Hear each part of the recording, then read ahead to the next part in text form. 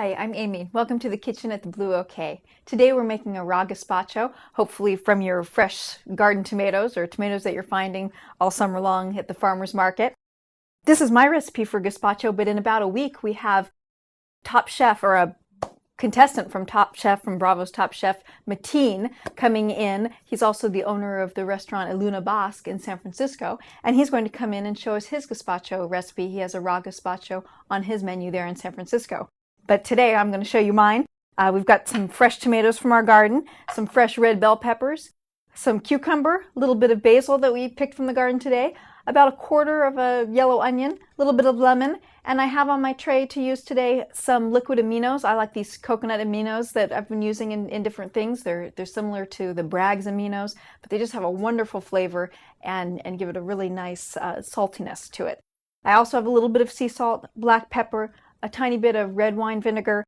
I'm actually using a combination of red wine vinegar and the raw coconut vinegar that I really like, and a little bit of fresh ground paprika. Here we go. I'm going to put my tomatoes right into the food processor, and this is sort of a chunky gazpacho. Some people make a smooth gazpacho. I like mine almost like a salsa, so I also like all the seeds of the tomatoes. It really just depends kind of what texture you like your gazpacho. Some people like to take the seeds out, but for raw food, you tend to start to like the seeds. So cucumber goes in, and before I add all the rest of my ingredients, I'm just going to squeeze a little bit of lemon right into this just to bring out some of the flavor of the tomatoes, the cucumber, just to bring a little bit of acidity to it, and get my salt in there so it's going to get mixed through. A little bit of pepper, and I'll probably leave the basil out till the end just so it doesn't get too pureed. A little paprika in there. Get the vinegar in, and again, just a splash of it to start, and then I'll taste it and see if it needs a little more. Same with the aminos, just a splash. And then you're going to add about as much water as you think it's going to need to get your mixture going.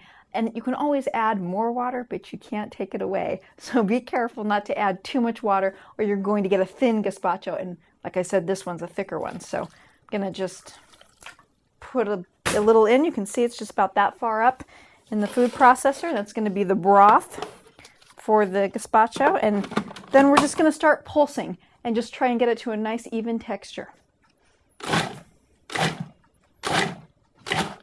So I'm just pulsing with the food processor until I start to see a consistency that I like, which is all of the pieces sort of even in size. And I can see a few larger chunks floating around. The most important thing to get broken down to a nice small size is the onion. Sometimes I'll even put that in first.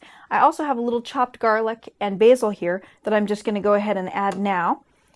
And pulse it through a couple more times. Okay, so here we have it. It's almost like a salsa consistency.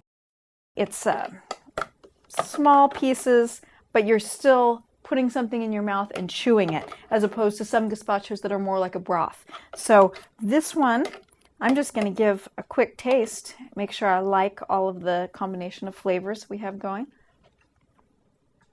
Came out very nice. You really can't go wrong. It's hard to go wrong with a gazpacho when you're using fresh tomatoes out of your garden, because their flavor is so extraordinary. You don't need to add a lot of salt or pepper or seasoning. They stand on their own. This one's really nice. Coming through, I can now taste the basil, the onion, the paprika, but right up front, I get mostly tomato, and that's just so nice.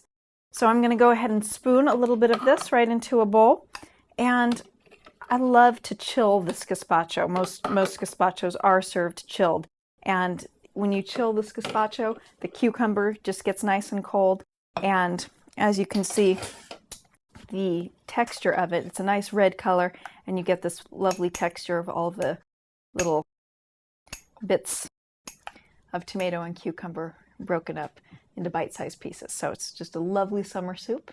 I hope you enjoy this recipe. If you have any questions or comments, please leave them right here on the website. And remember, the eating gorilla always comes in peace.